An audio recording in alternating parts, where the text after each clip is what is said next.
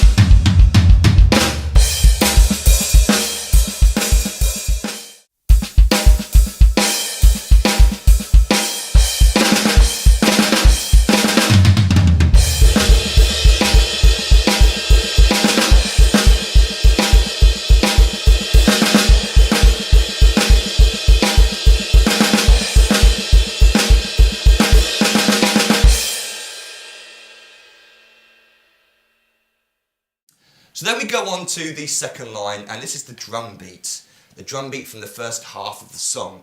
Now, I actually did a free video lesson on this drum beat a few years ago, back when I was skinny, and you can still see it on YouTube, it's up there on YouTube, but I'll be honest with you here, I actually transcribed it wrong. I heard it wrong. I actually thought it was a lot more complicated than it was. I think I was playing sort of a shuffle on the bass drum.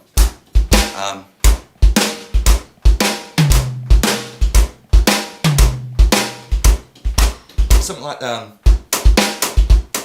was it. Which does fine, right? It sort of sounds like the drum beat. Good fun as well to play. But your left or your right foot, your bass drum foot's probably gonna get quite knackered after a while. So it turns out, even though I got it wrong in the initial video, good news is that the drum beat is actually a lot simpler than that. It doesn't require serious bass drum technique. Dom's just using clever use of the toms. Now the way that he plays it is he's a left-handed drummer, so he's over here, imagine he's playing like that, and his toms go around that way. He has a floor tom set up next to his hi-hat, so if we've got a normal setup, right-handed drum kit, the floor tom would be next to the hi-hat here. That allows his left hand to sort of come down like this, to play the floor tom, and then his right hand moves from the hi-hat to the snare drum, as I'll show you in a second. Now, for us normal drummers with a normal setup, we probably haven't got a second floor tom set up to our hi-hat, so we're going to have to use our imagination. And so the best way to replicate it, it won't sound the same unfortunately, it won't be as deep, but go up to the high tom or medium tom. You've got to go underneath your arm if you're crossing over like that, but it's the only way you can do it. You could try the floor tom, but you could be doing this. I mean, that feels horrible and it's not going to be very good. So this is probably a little bit more comfortable. Not perfect, not ideal. Ideally, you want a second floor tom to be able to replicate this. Now, I can get away with this a bit easier than you guys, probably, because I play open-handed, So I'm going to use this medium tom instead of the floor tom. So I can actually play it like this. But this is exactly what Dom plays. It's just I'm using this tom up here and not a floor tom next to the hi-hat as Dom would. So the bass drum is just playing on all 4 beats of the bar. 1, 2, 3, 4. Snare drum on beats 2 and 4, and we'll keep the right hand playing the correct note for now. Our right hand is going to come off the hi-hat to play snare drum on 2 and 4. 1, 2, 1, 2, 3, 4. 1, 2, 3, 4. Our right hand is then going to play the ands on the hi-hat in between. 1 and 2 and 3 and 4. So I'm just coming down from the hi-hat to beats 2 and 4. 1, 2, 3, 4, 1. That's our right hand and bass drum foot pattern.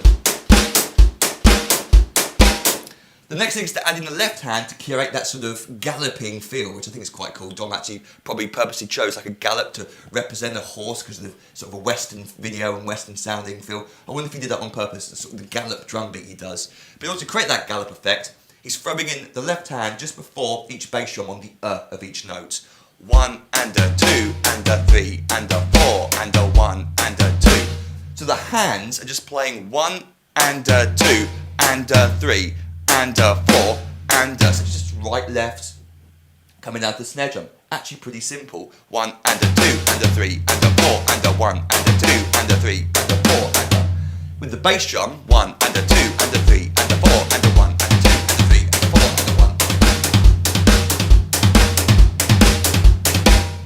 That's actually the drum beat he's playing, not what I thought it was initially. So a little bit simpler really, apart from the weird setup. But I hope that helps you. That's the drum beat. We've got a crash cymbal on beat 1 of that first line, 1 and a 2, and then the drum beat just continues.